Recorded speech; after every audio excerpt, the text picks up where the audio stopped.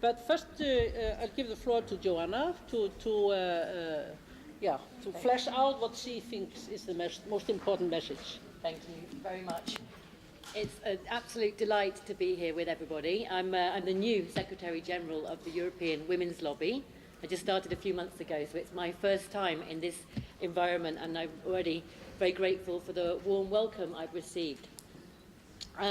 We have very little time, so I hope you're going to forgive me for all the things that I don't have time to say. But the European Women's Lobby has put together, with all of its members, a shadow report on our findings within the European Union of the gaps between the stated goals of the Beijing Platform for Action and the reality. So if you are curious to find out in more detail where we think the persisting challenges are and what we think needs to be done about it across the 12 areas, you'll find everything in our report from words to action.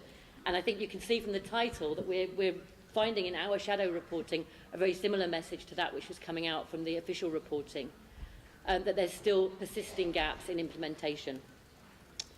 So we've seen overall, in a nutshell, the message is in the last 20 years, we've seen a lot of progress in the European Union on women's rights and gender equality.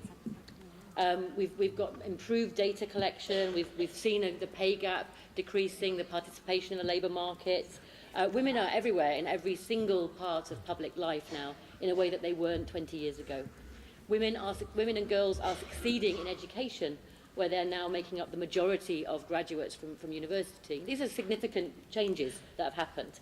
But because I'm here and I've been asked to talk about the challenges, I'm going to focus really on those. The inequality and the oppression persists in all areas of life and in all countries, and that is what makes it quite interesting. We're seeing really, really shocking levels of violence against women. The number of women in real power is still very, very low, even in the European Union. Only 25% of members of parliament in the European Union are women. Particularly persisting multiple discrimination, so women who are migrants, ethnic minorities, women who are disabled, women who have different sexualities, experience multiple discriminations, and again, everywhere and in every part of life. Poverty persists, and women are experiencing much deeper levels of poverty, and I'll talk a little bit more about austerity that was just mentioned there.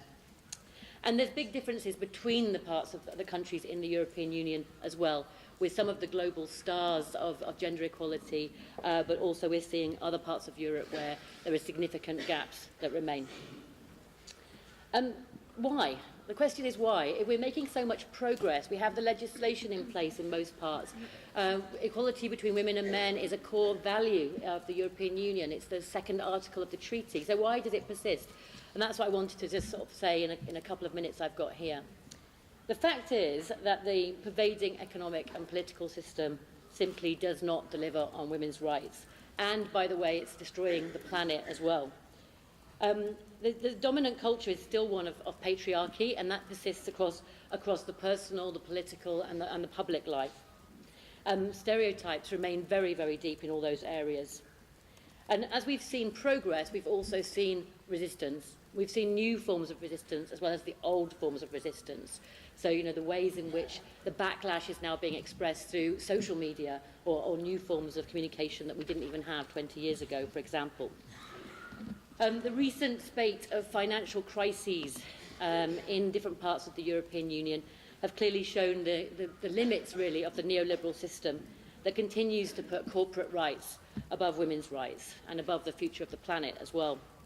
The response to those failings in the financial systems has been a sort of fashion for austerity that's been disastrous for women's rights, really, and has pushed millions of women into poverty, has cut public services and jobs for women as well, which was mentioned earlier. It's also revealed the depths of patriarchal culture and system. As governments are trying to deal with these financial crises poorly, we're also seeing attempts to restrict women's sexual reproductive health and rights, which seems puzzling.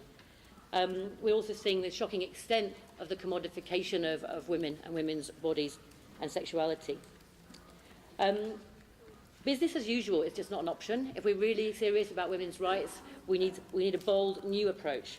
We need to go beyond simple reforming around the edges to a new transformative feminist agenda, and it's urgently needed. We're excited though, to be part of and to see a vibrant new fourth wave of feminism. It's young and not so young women who grew up in the expectation of equality and are pretty angry to find out that it's not there for them.